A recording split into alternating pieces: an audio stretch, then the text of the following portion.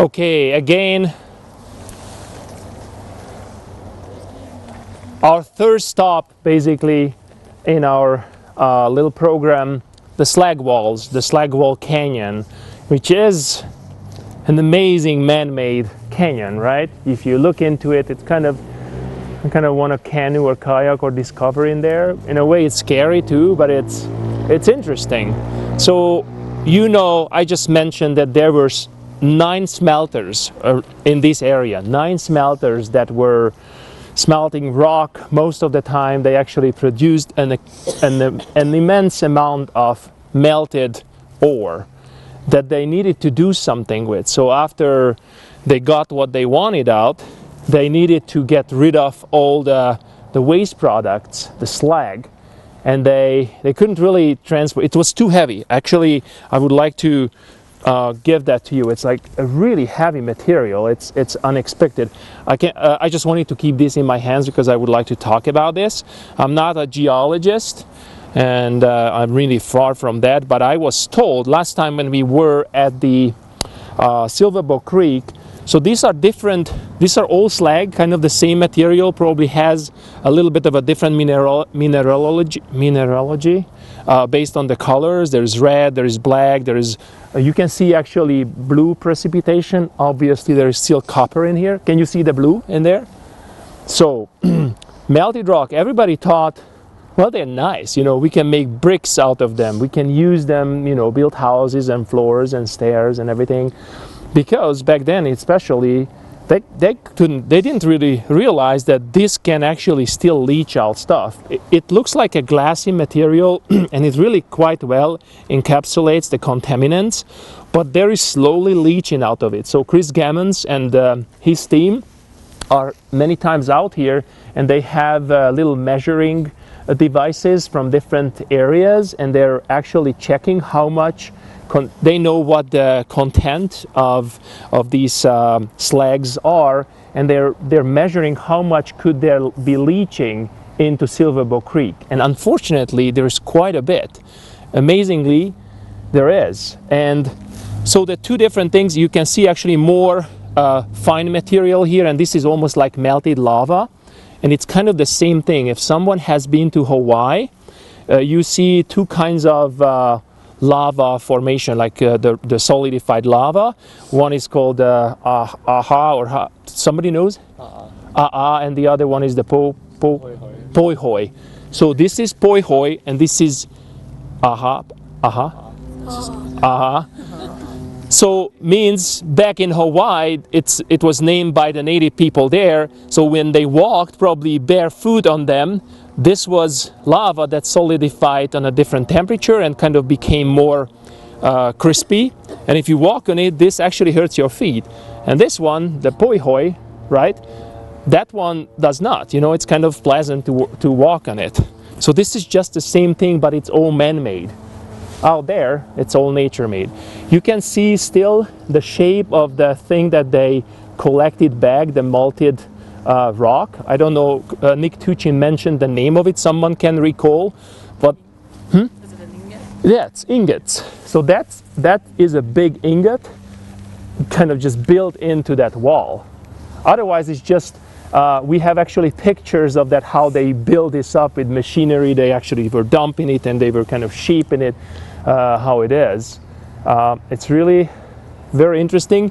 You see what I actually helped and did here. We actually studied what different plant species grow out of the wall, because it's also amazing that you know that there is contamination. It's not that high that it actually can affect plant life badly. It's more of, it's a very hostile environment.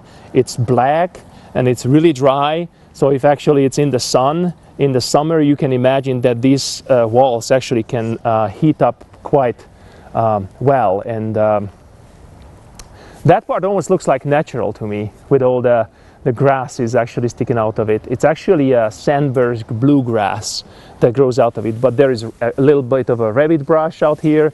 There's some weeds, they're happy on it. And that's it. Somebody has questions or wants to make remarks. And if somebody knows more about the sites, Last year I was lucky because most of the time I had people that came with us and they talked about it. It was really easy to me. All I needed to do was what Francis is doing now. Now I'm kind of put into the spot. So therefore, if someone knows more about it or heard more about it, just share the information with us. We can make it more of a conversation. I try to, prepare and get ready with all what I learned before. So, anything so far?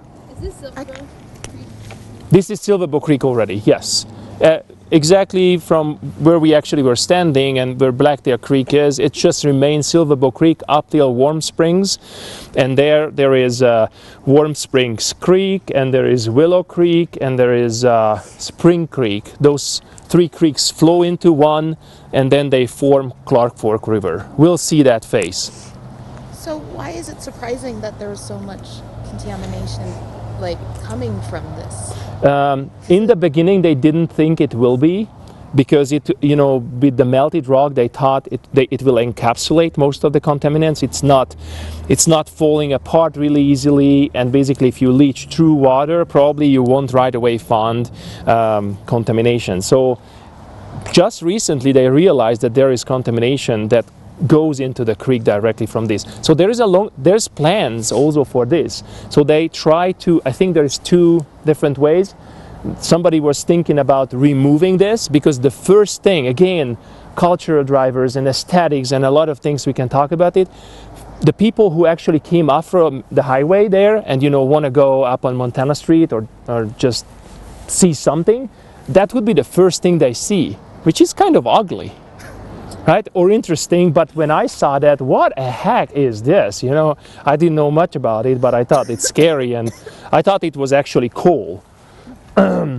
Very untrained, but they actually are thinking of removing it and bringing it to a depository. Maybe would be best, but there is also another plan, which is a cheaper plan, to reroute actually Silverbow Creek and have a new channel for it, because then we actually would avoid Silverbow Creek picking up the contaminants through this. How is it cheaper to reroute the creek?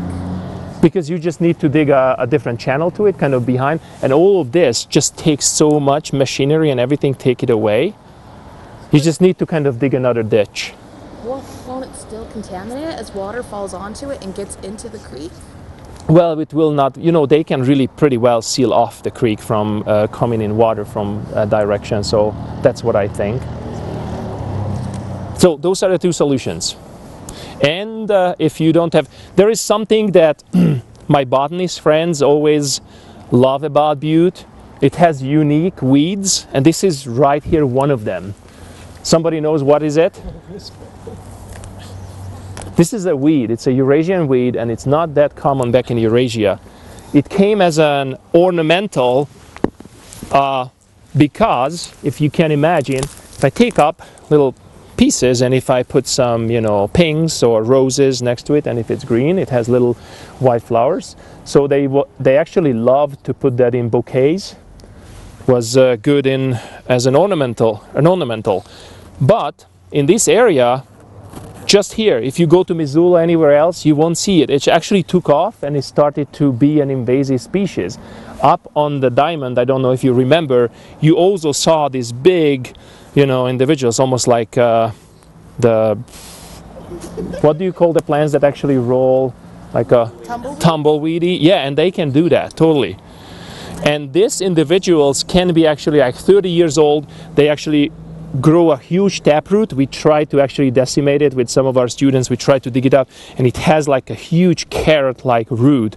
Goes really deep down. If you even try to just do it for a little while, a little distance, you can kind of kill it off or make it weaker, but it always comes back. It really is hard to fight it. There is another plant that I would like to also see. This is on the noxious weed list, and there is also with flowers. It's just talking about similar stories of some of these plants that came in and influenced our restoration efforts. Really pretty, right? It's called Dalmatian toadflax. And this is a protected plant species back, for example, in Hungary. It came over here And now this is one of the species that Butte silverbow needs to actually every year go out and spray against. And of course, this is our other candidate that is also on the noxious species list. Yeah, you said that, knapweed. Yep. And cheatgrass. So everything actually just around here is right there. There is also matrimony wine, just a little bit here, you know, it's kind of just bends almost like a willow. Yep. That's also a past. And many more. Important to know about it, because if you established your sites, this could be the ones that actually can ruin your restoration efforts. And on the other hand, it's really interesting how withstanding, how resistant they are with low pH and with different contamination. Okay, what is the time and how much? 11? 10:52. 10:52. 10:52.